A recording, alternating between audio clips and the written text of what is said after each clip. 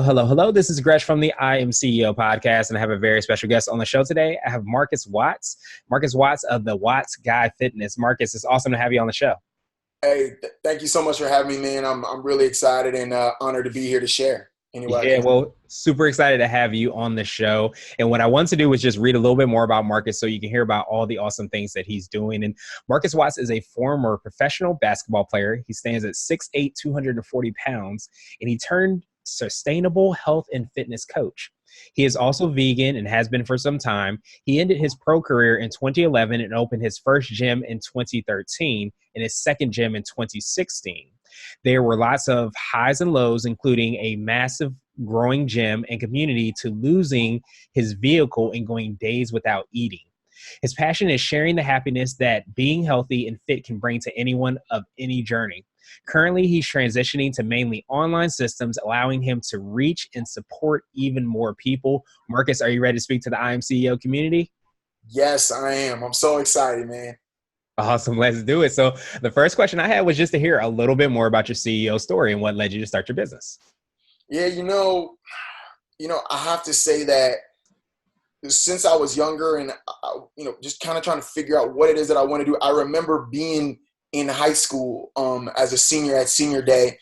And, they're saying the bios and they're saying, all the things you plan on doing. And my goal was, and it still is a long-term goal of creating a community center that's focused for the youth around linking athletics and academics because of what sports had done for me. It's raised me from being, a young, timid kid to, being a man that would travel across the world and put a ball in the hoop. And even at that time, I knew that. So I've always felt like I could excel. And like most entrepreneurs, people that are on the show or listen to the show, listen, you're not like other people. And people say that, but deep down, you're really not. And it's because of the mindset that we're talking about here is I knew I could go to a 9-to-5 and I could just crush it. I mean, I worked, I actually took a little bit of time off after my rookie year because of some family stuff going on. And I stayed back. And in that time, I became the number one increased salesperson in the country at the time for Sports Authority, working a job which was a Nike sales specialist, which means I recommended Nike everything first. Nice. Clothing, apparel, you name it. And then I recommended the best suited object that was outside of Nike. And I had the highest increased sales in the country and like third for like highest increased sales in footwear and third like overall in the entire country. And I knew I could crush like the corporate world, but I didn't want to do that. I wanted to build something on my terms. Even at that time, I knew I wanted to own my time, and I knew I wanted to spend my time with who I want, when I want, doing what I want. And I'll kind of cut it short there. But I have this idea of what's called my perfect day. And maybe we can, save this for a blog or something to talk about later. But basically, everything that I do is around this vision that I have of how my perfect day is. And bro, that's from waking up to going to sleep. I know how I want every hour to go. And I'm not a control freak. It's not saying that, but I know the world that I'd like to create.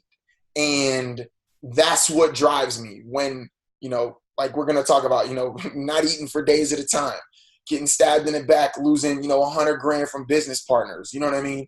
Losing everything that you thought that you had worked so hard to build and done it the right way.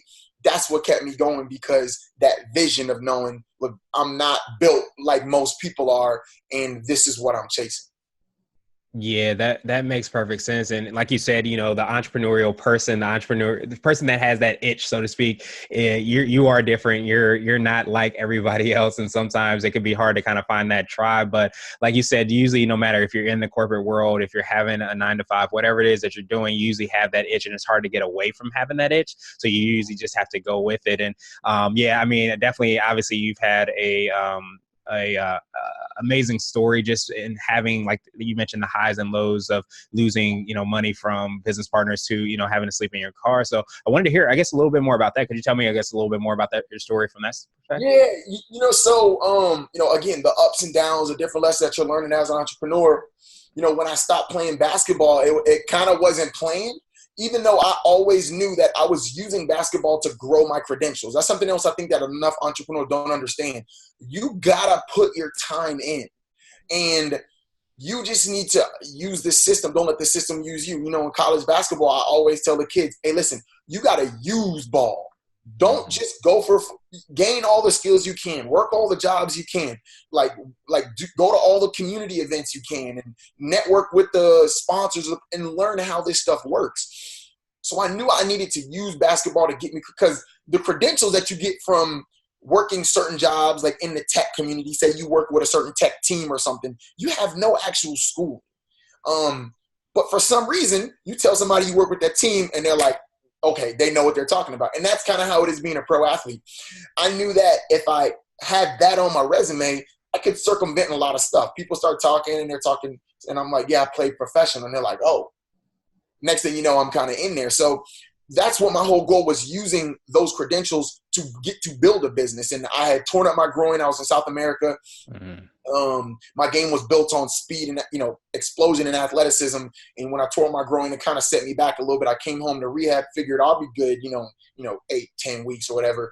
And it ended up taking a lot longer. And by the time I was healed, I had gotten so ingrained in the community. I immediately, while I was injured, started testing my training systems and nutrition principles, and started finding other professionals and just leeching onto them and taking whatever I could. And when I was healthy, and it's crazy, to kind of the mindset of a performance of a pro athlete, my test that I was healthy enough to go back and actually play was being able to run a 5-minute and 30-second mile as a warm-up on a treadmill.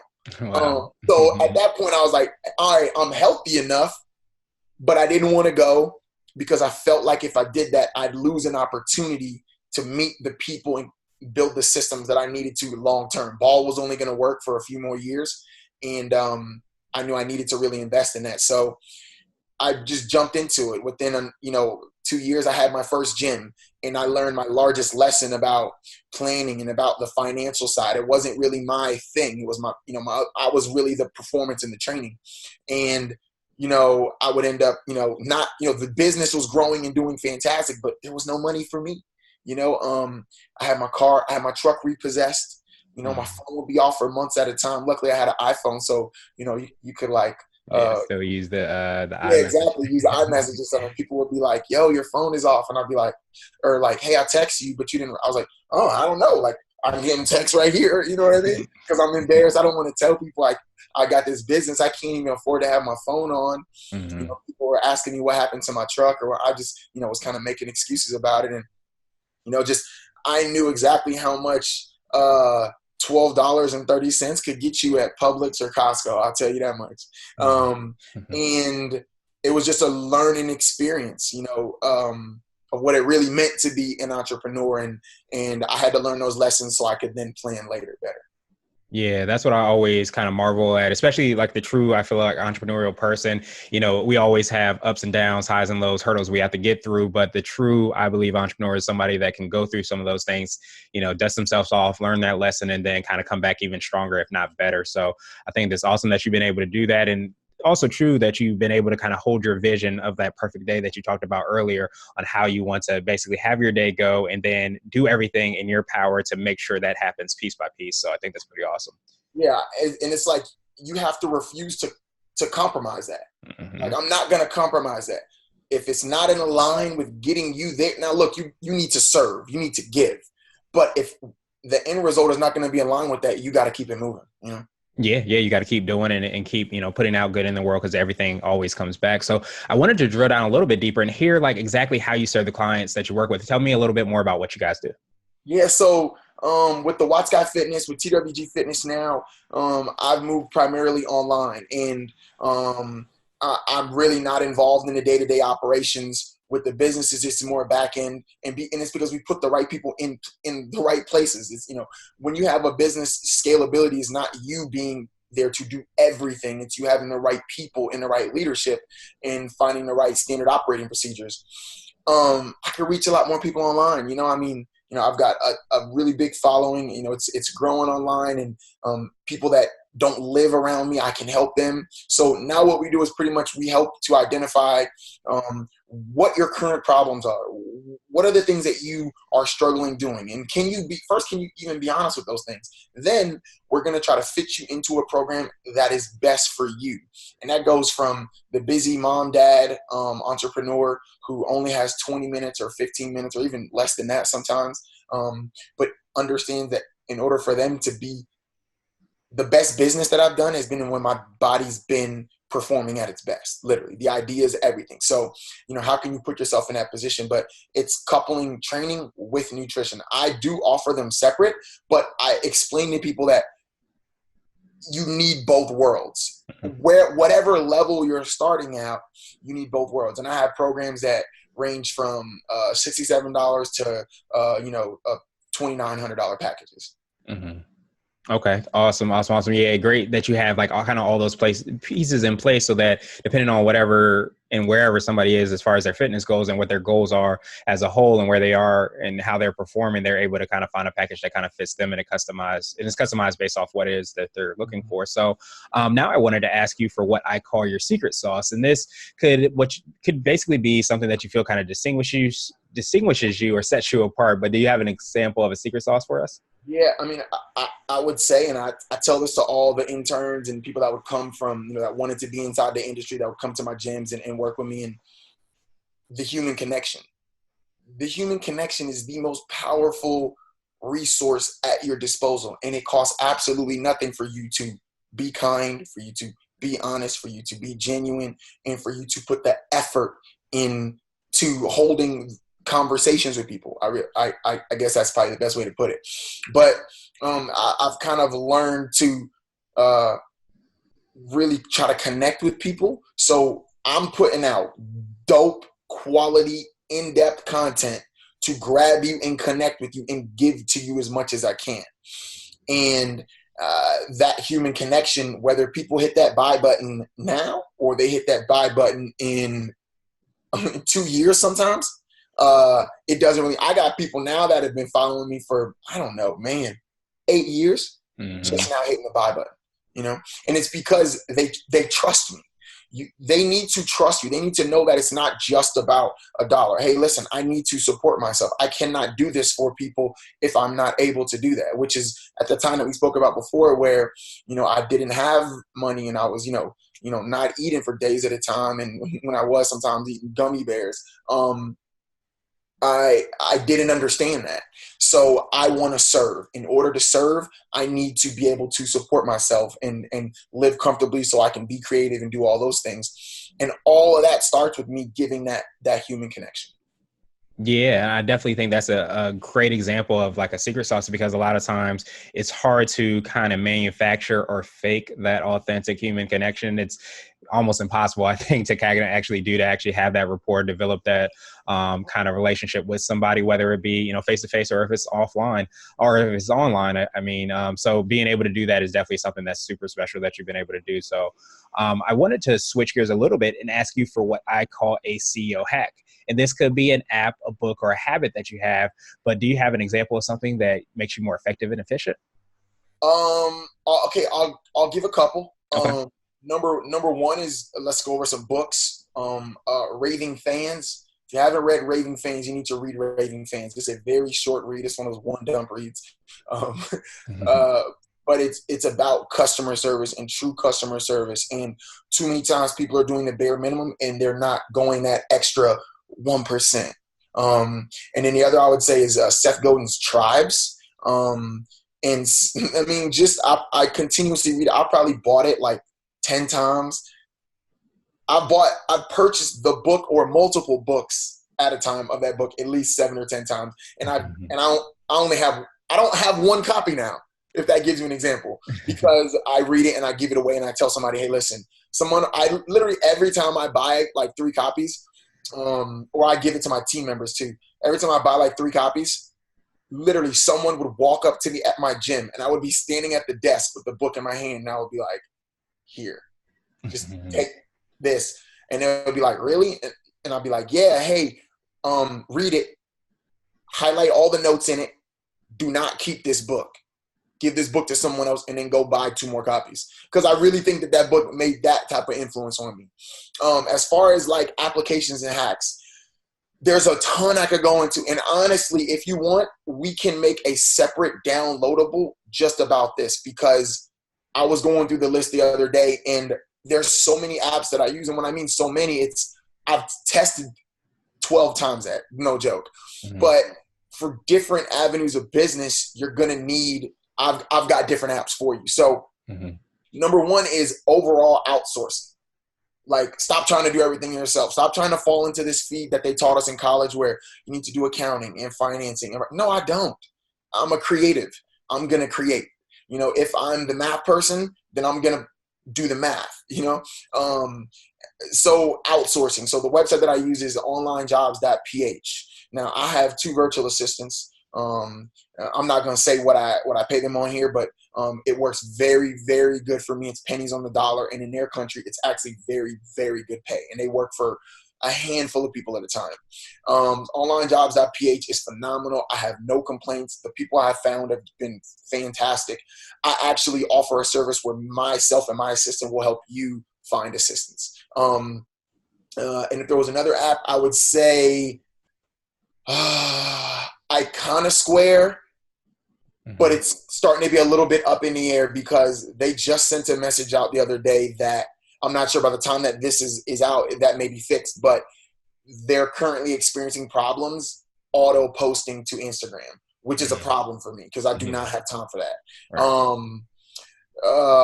There are a couple other ones, but the technology is like always changing. But Iconosquare is going to let you auto post to Facebook pages, auto post to Instagram pages, and any app that you can find that will do that for you is massive, because now, like, Friday's a creative day for me. I'll go and create blogs, I'll go and create Instagram, I'll go and create, and I'll schedule them to post so I can be free to interact.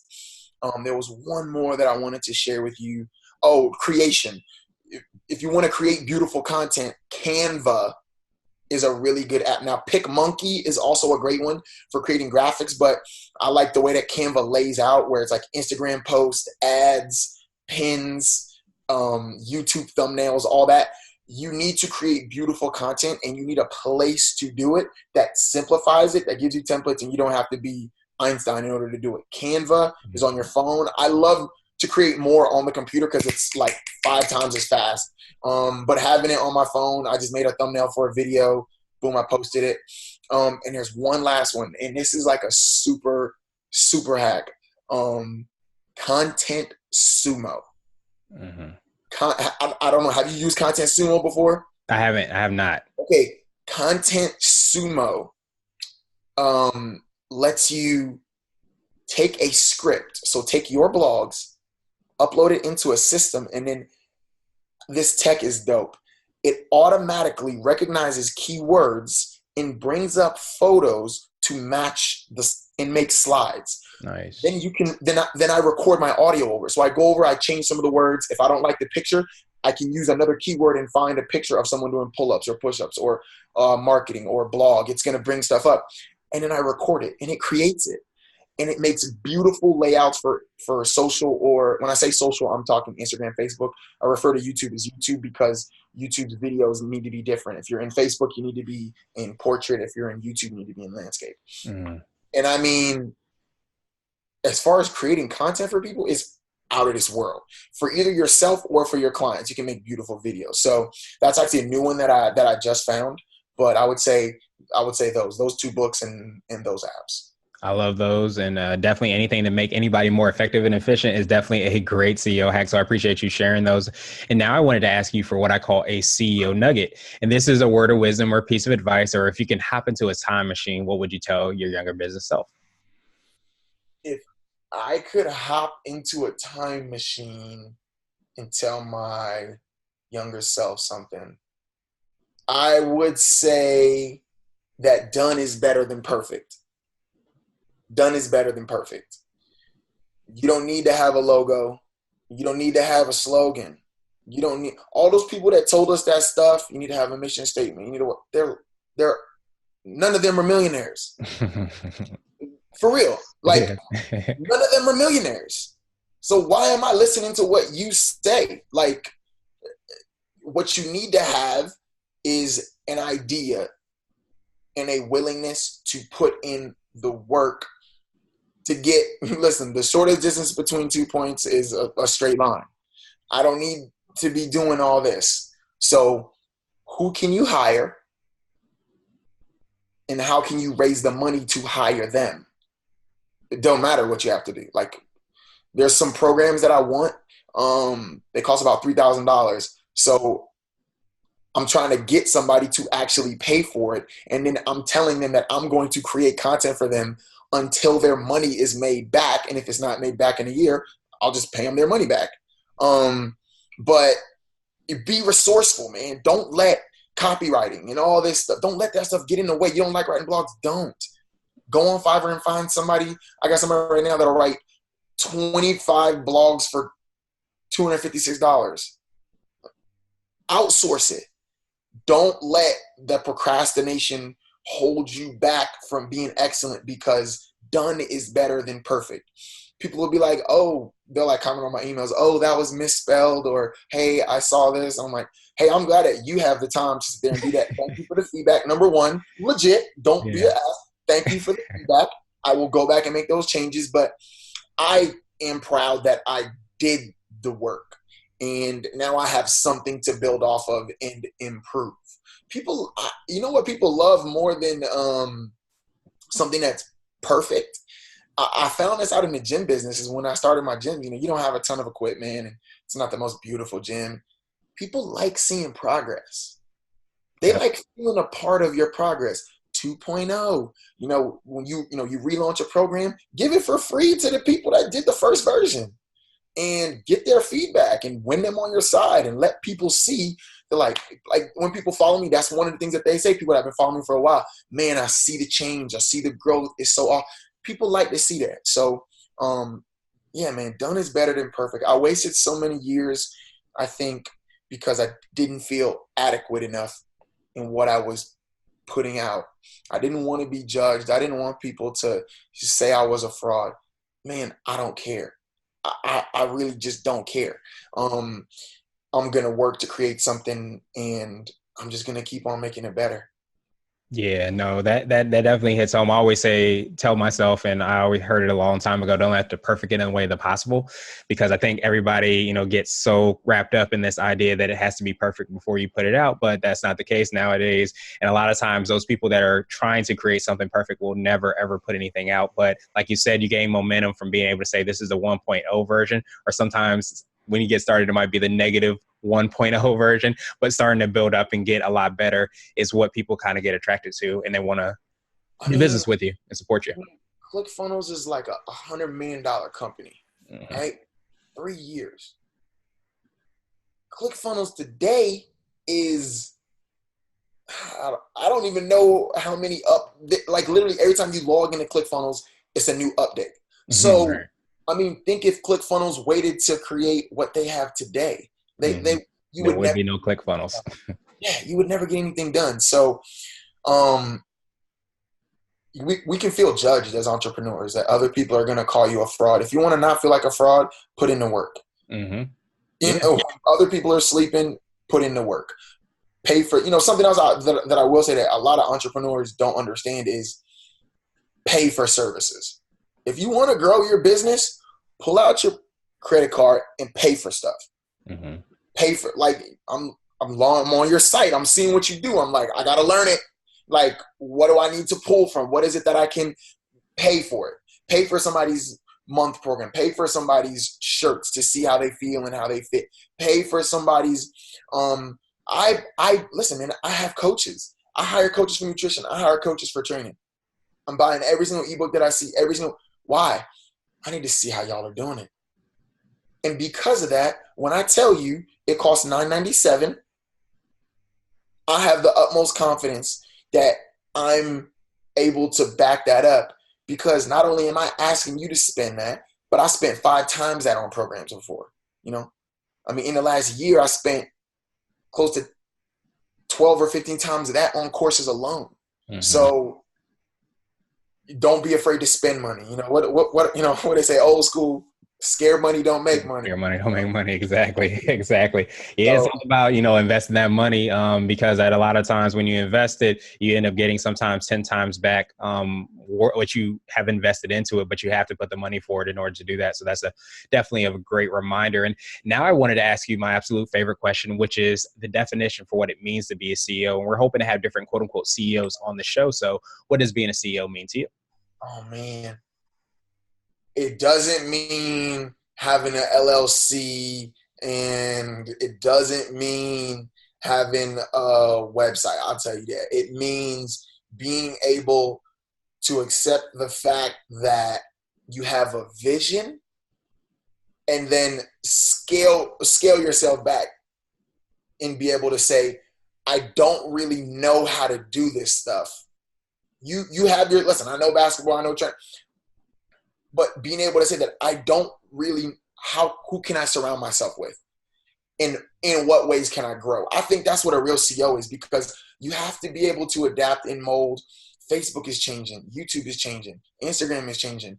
I mean, platforms are changing. Tech is changing. The market is, you can't just be this person that says, well, I'm a CEO and I do. No, you're going to have to be someone that's malleable and that can be formed to inform others, because I think that's something that maybe if there's something else to touch on later or people to keep in mind is that you're only as strong as your team that you have around you.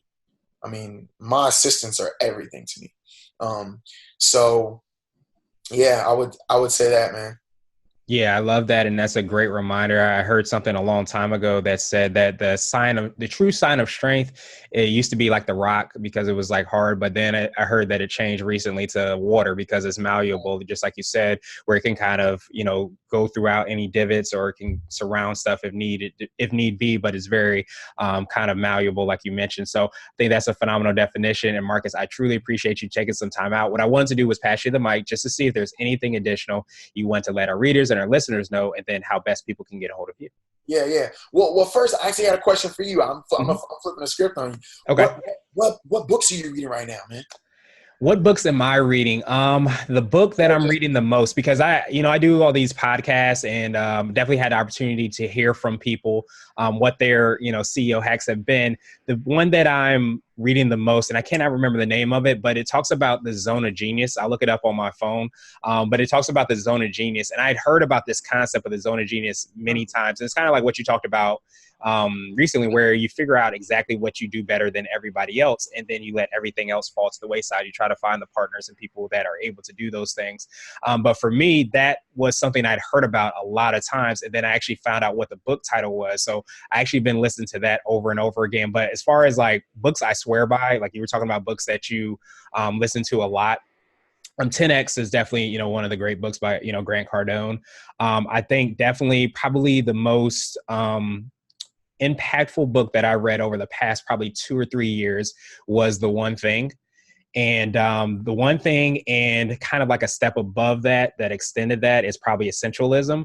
But basically, any creatives, any people that have a lot of projects, any entrepreneurial type people are always thinking about different projects that they want to do.